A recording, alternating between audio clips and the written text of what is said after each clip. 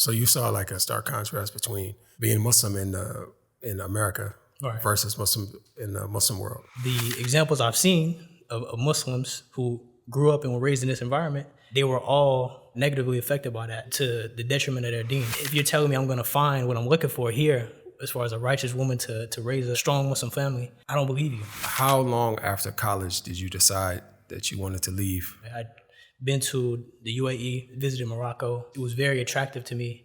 And ever since, tasting that experience, I wanted to go back to that. You're saying that you never wanted for nothing. So you left that to come to a situation that's with uncertainty. I was sleeping at a brother's house when I first got here, so I was sleeping on the floor, didn't have a bed, everything like that. But alhamdulillah, I got a place. Allah tested me in different ways. I've never been tested before. So you think that you could stay here for the rest of your life?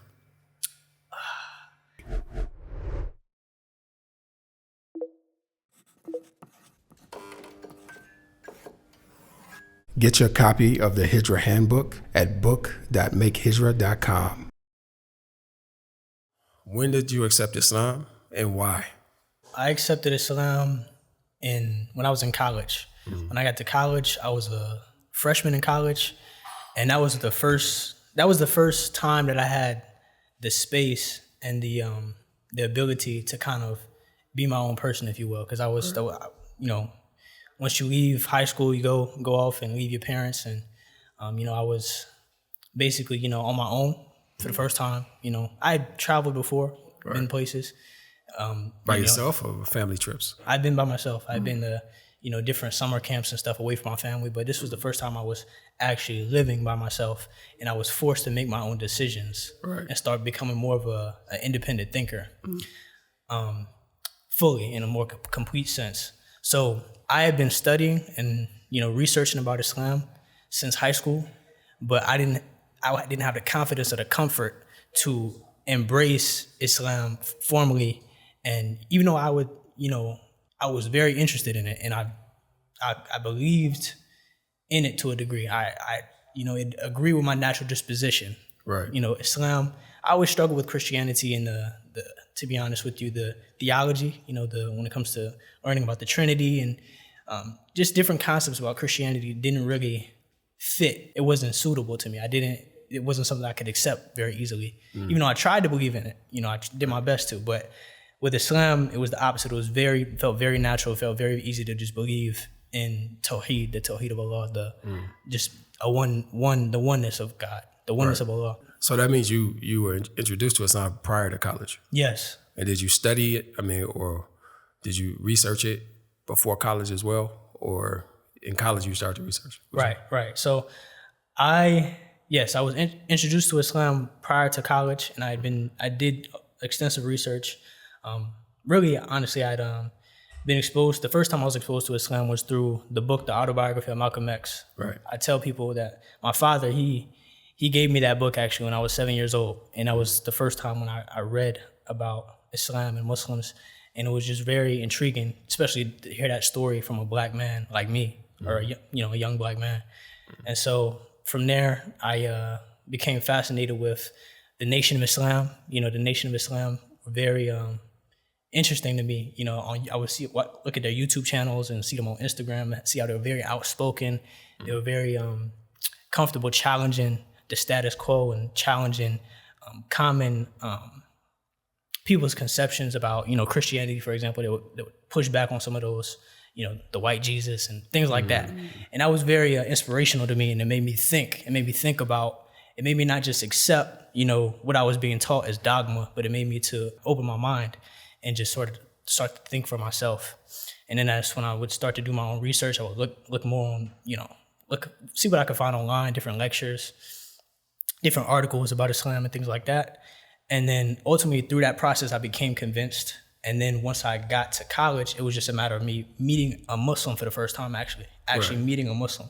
I hadn't met a Muslim prior to that. So I was in history class, and a friend of mine, who was an acquaintance of mine, it just came up in conversation. He was Muslim, and I said, "You're Muslim. I'm ready to take Shahada." And you knew the word Shahada, or I knew the word Shahada, yes. Oh, okay. So let me ask you that, because you mentioned the nation in the beginning, Nation of Islam first. So how did you make the distinction between actual orthodox Islam or real Islam versus the nation? Okay, yes, that's a good question. So I was interested in Nation of Islam because of their, their personas, their leaders, the fact that they were very outspoken, the fact that they were, they made me think. They made me think about. But once I got into their theology, and the way they believe and the different things they believe in regards to, Fard Muhammad. Right, Fard Muhammad. So in regards to that, it seemed to be a bit strange. So it wasn't necessarily their belief in their theology that convinced me. It was more so just they were the spark. I would say that. But then they pushed me. I think even the story of Malcolm X itself is the best way to explain it, is because he started off with the Nation of Islam, and he clearly articulated in his autobiography the different problems with the Nation of Islam. And his journey ended at Mecca. When he made Hajj, he saw the power of the true orthodox Islam that unified all humanity and everything like that.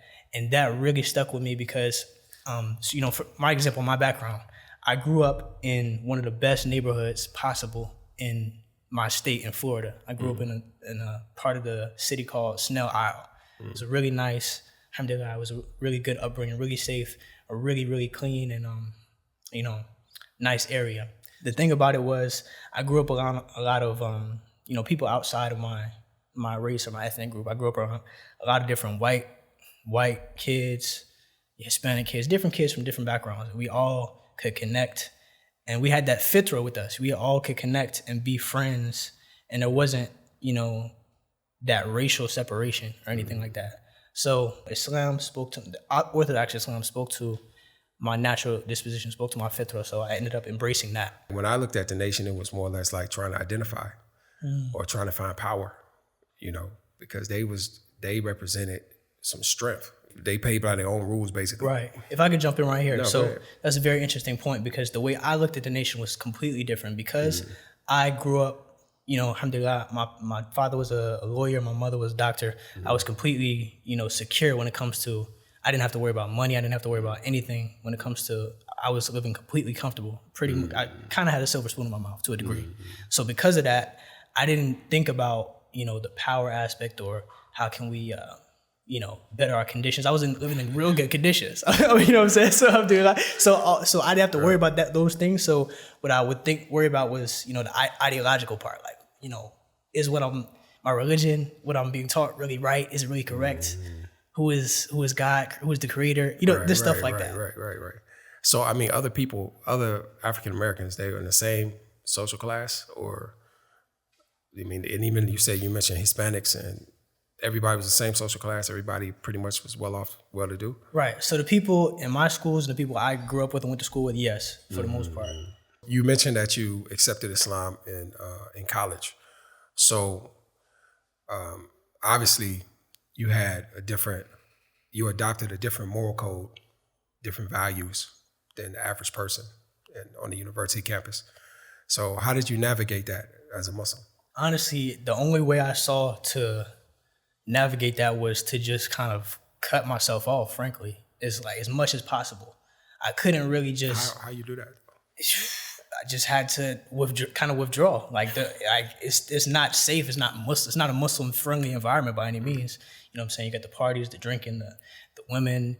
It's like being in a storm in the middle of the ocean, and you just kind of got to swim to safety. So what about the MSAs and no. Muslim groups and Muslim student?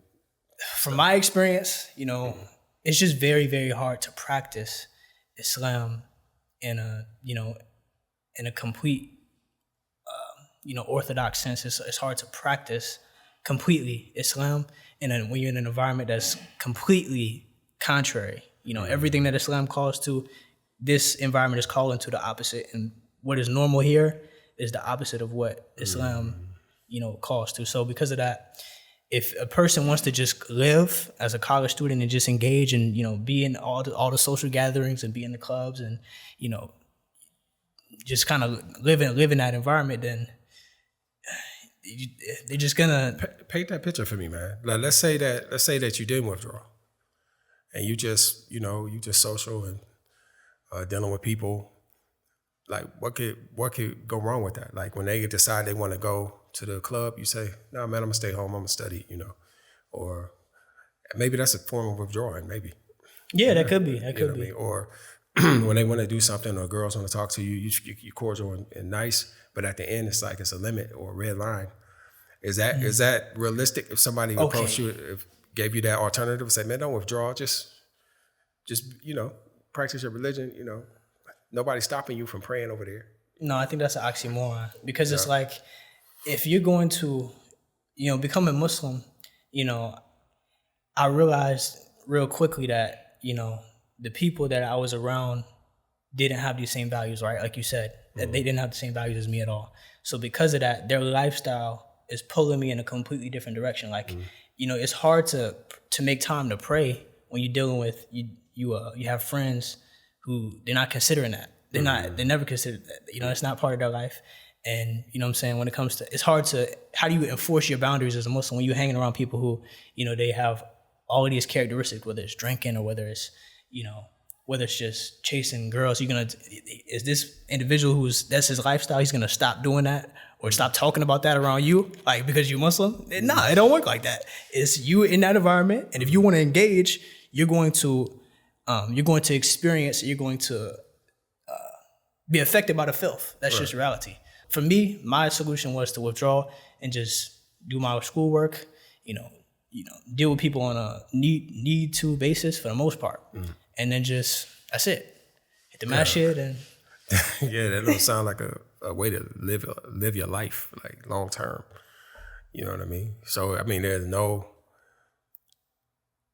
Basically, I'm trying to say for parents that have their children in college, some people they come to the Muslim world and then send their children at a certain time to go to the university in the States. So.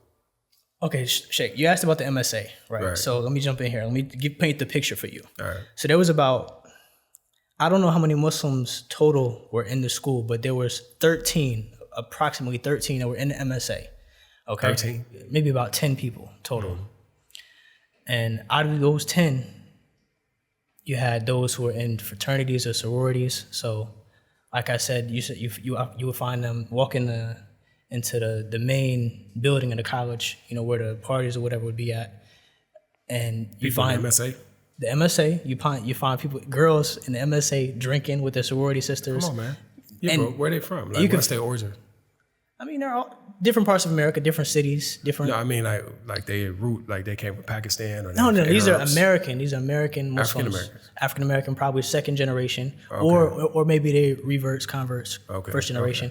Okay. But yes, most people in the MSA, all the people in the MSA during my time were Americans. Okay. Yeah, right. African Americans mainly. Right.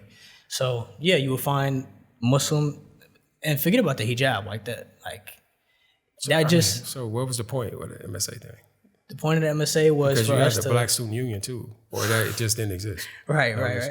The point of the MSA was for us to, because everyone still identified as Muslim, even if they weren't practicing to the most extent. It was for a place for, I guess for people to get support or have we had a common identity or whatever like that. And just, that was it. We had a musalla. Some people would come and pray sometimes. Sometimes what you mean? Like, cause you say it's only like 9, 10 people. Did you have people from the outside coming in to pray or something like that? No. It's just students at the university. So y'all had a little small musalla for the 10 or so people. Right. Okay. All right. So what about the other brothers? I'm saying, like, y'all couldn't hang out together. Like, look, this is how we hang out. We don't hang out like other people. No. So it doesn't work that way? They don't work that way because you're dealing with some people who are reverts, and you're dealing with some people who are raised Muslim. Right. And so, for example, the brother who gave me Shahada was also my class president. Throughout my whole 4 years, he was class president. Right. So he was the opposite of me. He had to be completely engaged, completely connected to everybody at all times, organizing events and, completely, in the water, right? So, but you couldn't really tell any difference between him and, the reverts who are still smoking weed and still, partying and still doing everything, because I mean, he was from this individual I'm talking about. He's from Philadelphia. He was from Philadelphia. We know, some of the Right. issues with Islam and, in Philadelphia. But anyway, it's just the culture that we all were raised and grew up upon, the culture that we lived in was, like I said, is completely contrary to Islam. So you can't really expect a person to embody Islam. When they walk around and the way they move and how they engage and interact, they're going to resemble a lot of times those who disbelieve, their friends from, who are non-Muslims. So what was it with you that made you so serious? Like you could see the other Muslims around you. So maybe you say, okay, maybe it's all right to do this or do that, as long as you believe in Allah, His messenger. No. So I'm saying, like, why were you so strict and so hardcore with it when the people around you, the Muslims around you, weren't practicing that way? When I came into Islam, I quickly joined a community. So I was in the masjid trying to learn. Outside the college? Outside the college. Okay. Before college. Before college? Oh, before college. I'm sorry, not before college. During college. Right. After I reverted, got straight into a community, connected with people at the masjid, and got around people who were serious and started to learn my religion. Okay. And started to learn the deen from, actual teachers and things like that.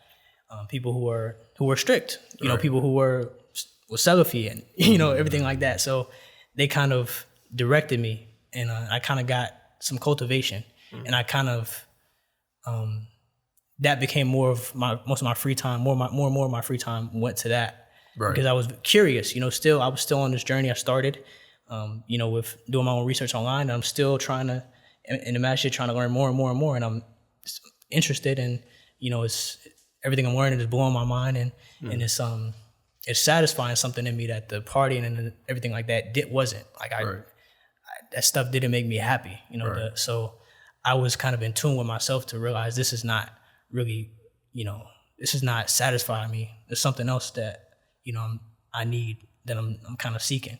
Right. And Islam and learning Islam and being in the masjid, that was a lot more, I found a lot more tranquility and peace doing that than doing this over here. Right. So I'm assuming that is what helped you complete college, like having that outlet over there.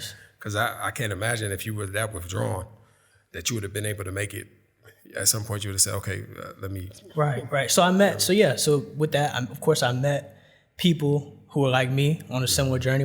I met, people who had recently from youth of my same age who had recently started becoming more serious, started practicing Islam, whether, even Arabs and stuff like that, who were starting to become, get more on their deen and everything like that. That's in college or outside?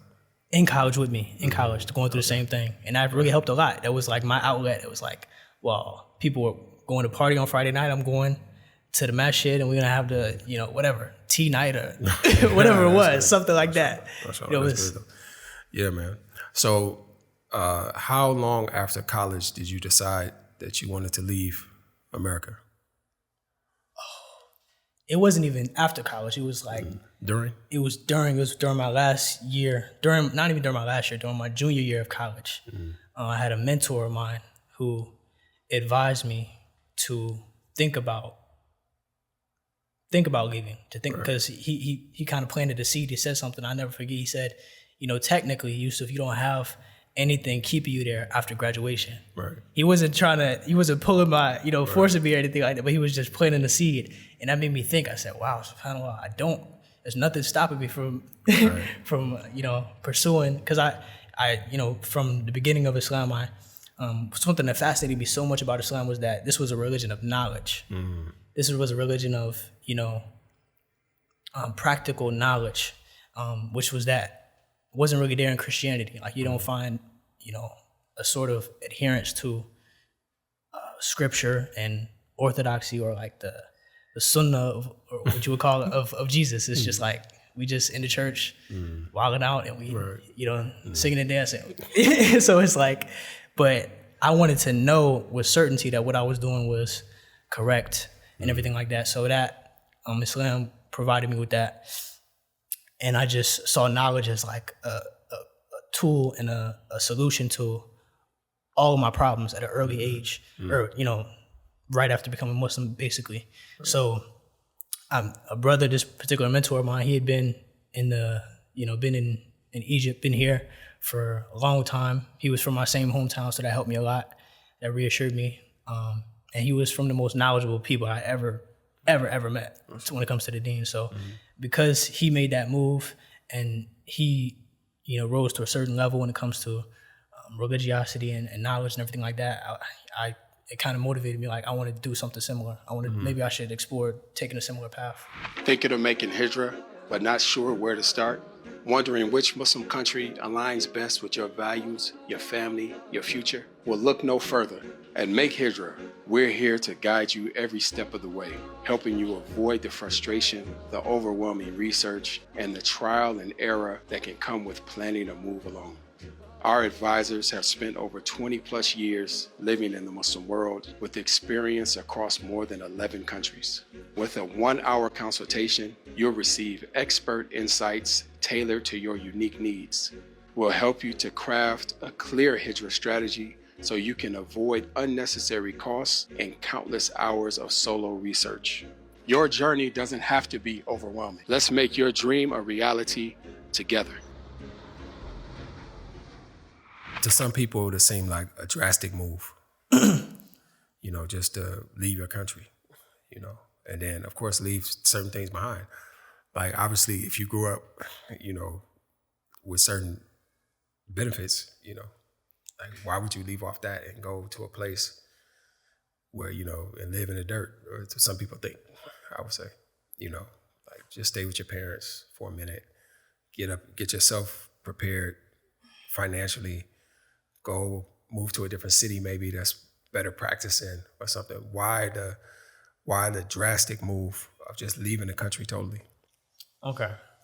So some people may, like you said, look at my decision as extreme, sort of extreme, rash, drastic, but I see it as I see my decision as completely rational, just the logical next step. For example, one of the big reasons why, one of the big motivators for coming here was I accepted Islam and I want to raise a righteous Muslim family. I want a Muslim family to come from me. I want to marry a righteous woman. I've never seen, from my background, my experience, I've never seen, prior to Islam, I'm saying, I've never seen an example in my environment in America, a woman who, I don't know what it is to be around a woman who prays and who, a righteous, what I would say is a righteous woman. I haven't seen that, been around that. And like I said, going back to the MSA, the examples I've seen of Muslims who grew up and were raised in this environment, they were all affected by that, negatively affected by that, to the detriment of their deen. So if you're telling me I'm going to find what I'm looking for here, as far as a righteous woman to raise a strong Muslim family, I don't believe you. I don't think because I haven't seen it. So I don't think I'm going to. So it was more realistic for me because by the way, I traveled to different Muslim countries before moving here, by the way. I'd been to the UAE. I visited Morocco. So I'd seen what it was like to walk the streets and hear the adhan and, be around Muslims, be around, being in a majority Muslim country, the level of comfort and ease of life.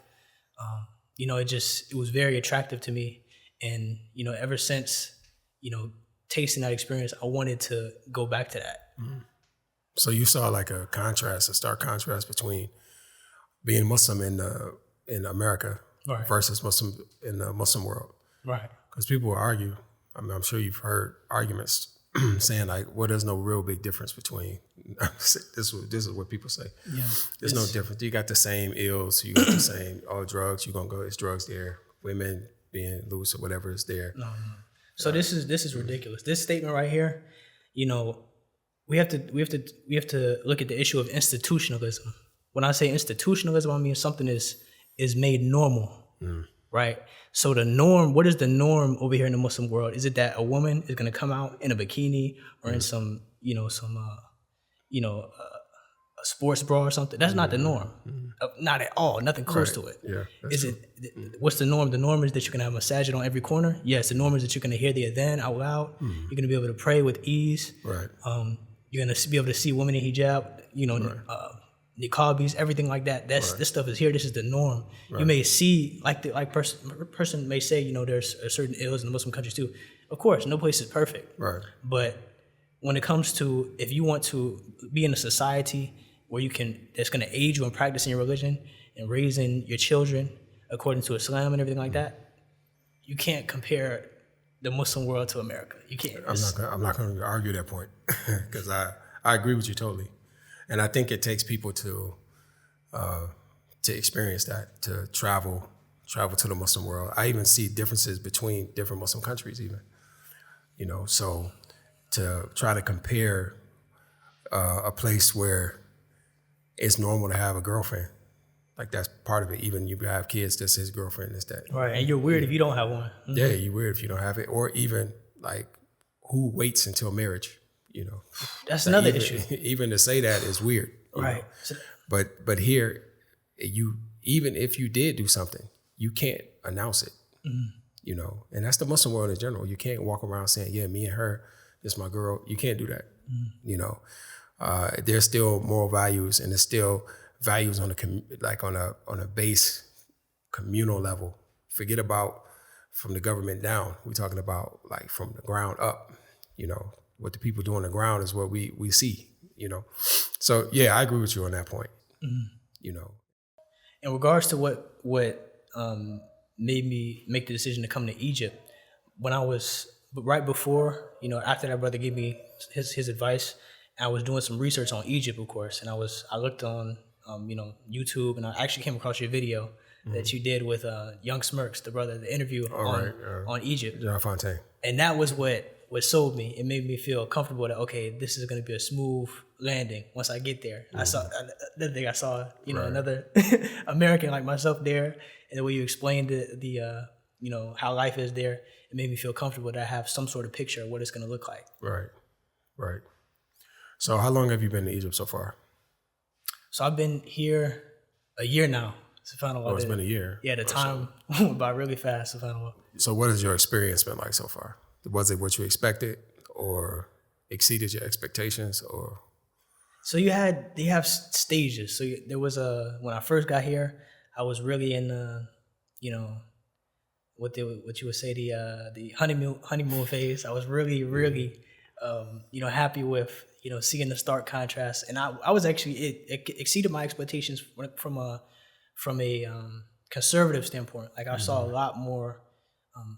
So many women in niqab, and I see it was just a stark difference when it comes to the level of fitna that you would see in the street and everything like that. So see all these families and see a lot of students of knowledge, in the streets and everything like that. People from many different backgrounds, different countries and everything like that, all here for similar reasons. It was really a beautiful experience to see, and obviously, being in a place where, living full time now in a place where then it's now it's not, I don't have to drive to the masjid 15 minutes, 20 minutes for, every prayer or the few prayers I can make. Right. But now I live literally right next to the masjid. I walk out, it's a 30-second, maybe 30 steps. And then the masjid is right there. I could pray, I have no problem praying every prayer there. It's just a part of my life now. Right. It's a little bit different. And it's, I really enjoyed it. I would say that there's levels, because we're not promoting Egypt per se, but we're saying Hijrah to any Muslim country would probably be better than, a lot of the Western countries. But you went to Saudi, and but I guess it's because it was Medina. I guess it's because it's Mecca. But I found even that to be even more, And then realizing that you're at the pinnacle of what would be considered something holy, if you want to say that. You can't get much. But then in Egypt as well, you have they still got Old Cairo, and you have many scholars that walk those streets. Of course, you can't compare it. But that's what kind of makes it unique. Every country is unique. It has its history. And people, I personally encourage people, like, if you have the opportunity, especially someone your age, to visit, make vacations. Like, we no problem to go to Jamaica or Bahamas or something like that. Right. So why not take a trip to Morocco? And then not only just go there and stay in a hotel, but go there and walk the streets. Go to they have historical sites, I'm sure, and they have people that can tell you what this happened here in the history. And I'm gonna make this last point. I went to, there's something called the Citadel in Egypt, right? In Cairo. And the Citadel is where Salahuddin al-Ayyubi was, right? And it has more history than that. But when you go there, initially you just walking around, you said, oh, mashallah, whatever. But when you get a tour guide or somebody there that can tell you the history, it changes the whole experience. And that goes for any part of Old Cairo where you say, okay, this is where such and such taught. This is the street they used to go down to do X, Y, Z. It like enhances your appreciation for what you're looking at. And that's any Muslim country, you can do that. Even Malaysia, they say, okay, this is how the Muslims, how the Malaysians became Muslim. And this was the first person that went over to this Arab country and did this, that. They'll tell you all that stuff. And it just gives you a greater appreciation. So you kind of mentioned other points of, your experience in Egypt and how it's been so far. So if you wanted to pinpoint how Egypt benefited you exactly, like what have you really benefited from being here? I would say one of the main benefits actually is the language. It's actually another primary motivator for me coming to here to Egypt, was that I was told that Egypt had a very strong infrastructure and a reputation for teaching foreigners Arabic, right? So that was another motivator because, after accepting Islam, I wanted to obviously learn Arabic so I can understand the Quran, understand, the different ahadith of the Prophet ﷺ directly, from the source, and not have to rely upon translations for the rest of my life as a Muslim, right? So investing that time to study here and force myself into an environment that, I'm surrounded by Arabic, I need Arabic to survive. That was my strategy for, okay, this is how I can actually get the language, because I didn't see any way I could realistically learn Arabic, in America, because it was just, it's so removed from me. I have to strive so hard to get it, and it just wasn't really working for me.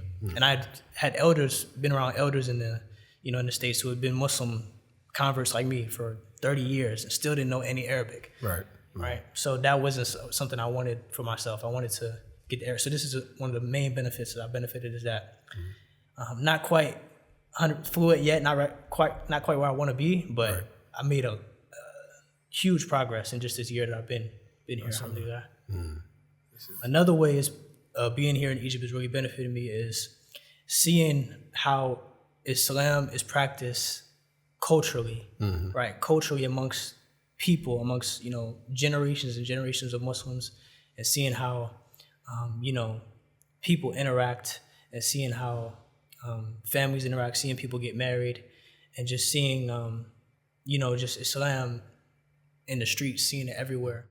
But man, I think maybe what people don't see or don't understand, because this issue of being able to practice your religion, like as long as you're able to practice your religion in wherever you are, that's what matters. There's a difference between a whole country or a whole community of people that identify with your beliefs and understand what is, or we call it aib, or something that's shameful, right? Something that's shameful and will prevent you from doing that. Like, there's a natural and joining good forbidding evil thing.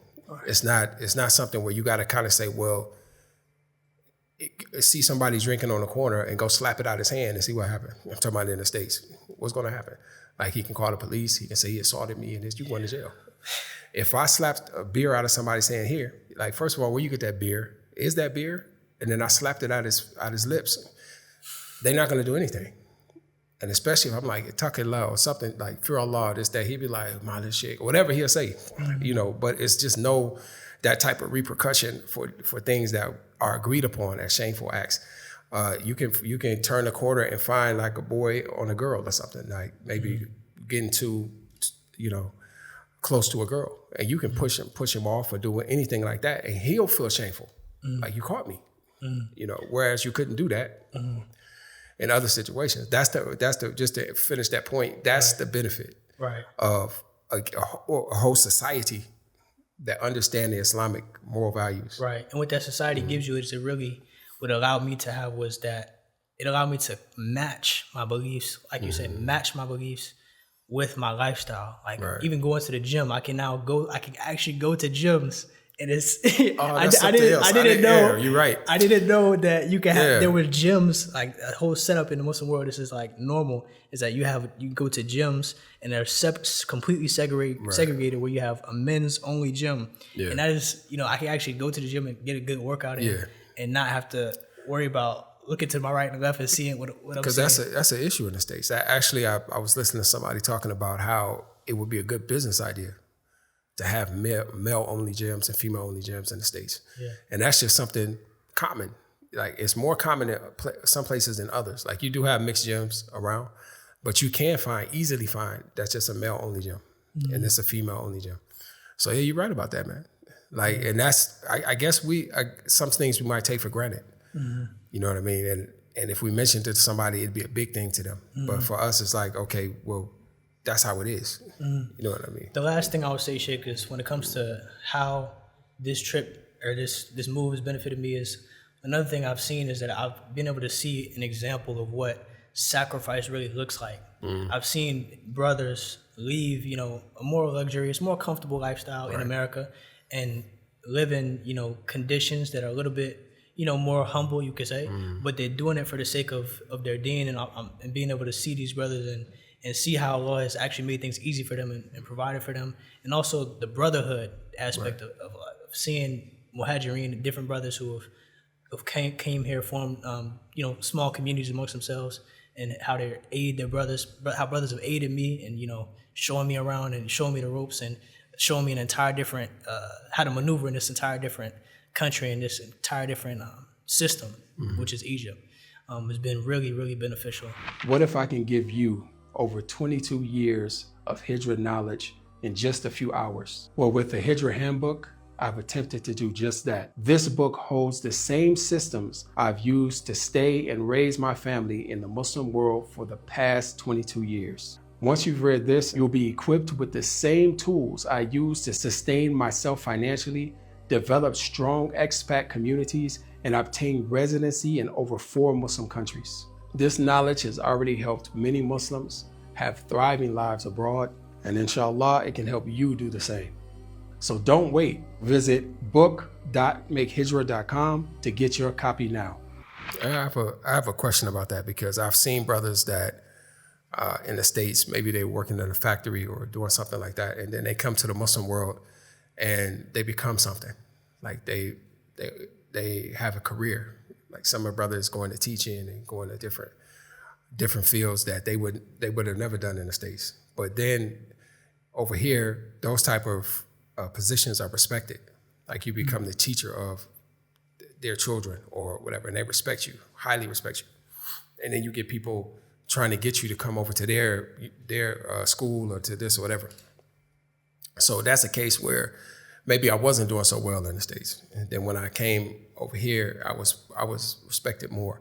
So what about your case? Like, you know, not to put it out there, but you're saying that you never wanted for nothing. And not many people can say, I got pretty much what I wanted, you know, without restriction. And I didn't never miss a day, you know, eating or whatever. So you left that to come to a situation that's with uncertainty. And you were the type of man that's not dependent on whatever your parents gave you. This is a very good point, Sheikh. This is a good point. This is another benefit that I got from being here, was that it allowed me to be tested, and I put myself in a position where Allah tested me in different ways. I've never been tested before. When it comes to, like you said, I never wanted for anything before, and now kind of sacrificing that lifestyle and try to go make it out on my own, inshallah. And, I just had to kind of struggle with that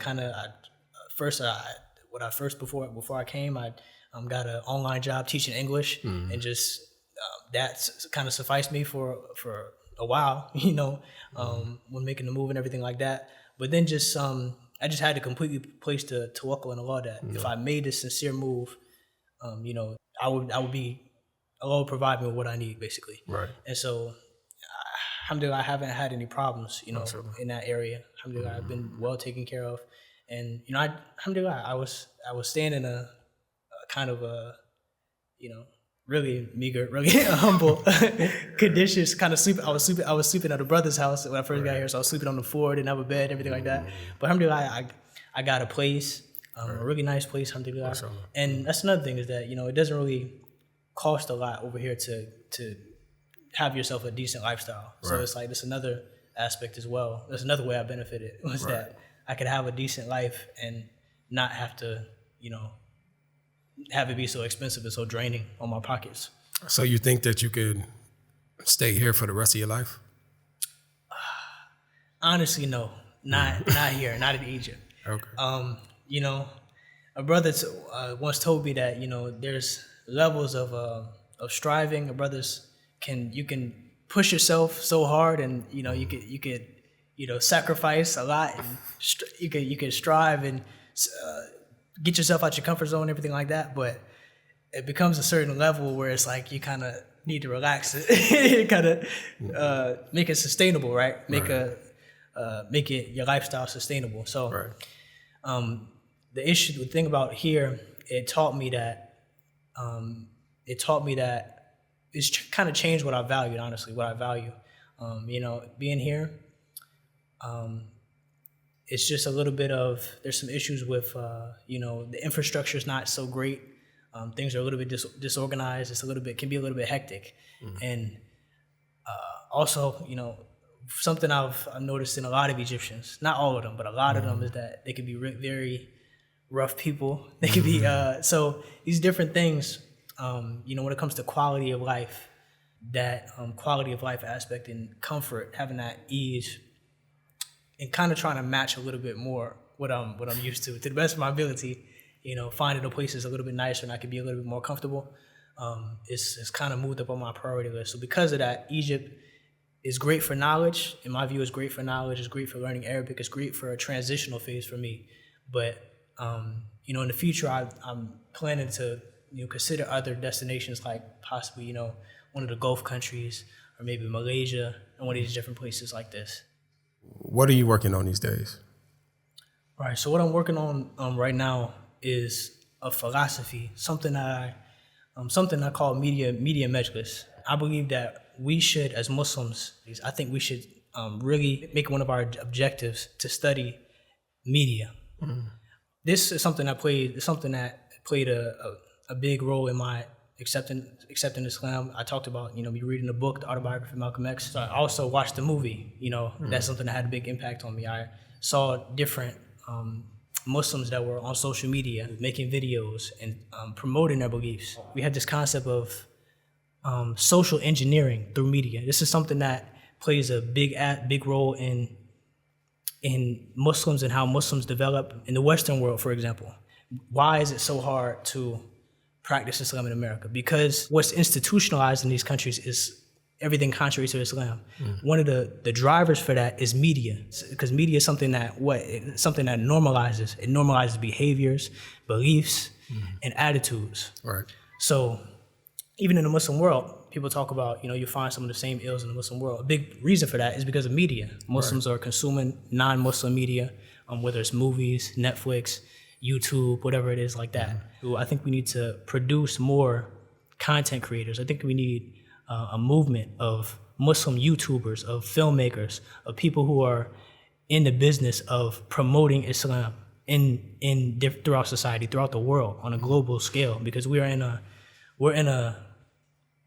global battle for influence. So this is something that I'm working on, and I'm developing this philosophy and trying to push this movement.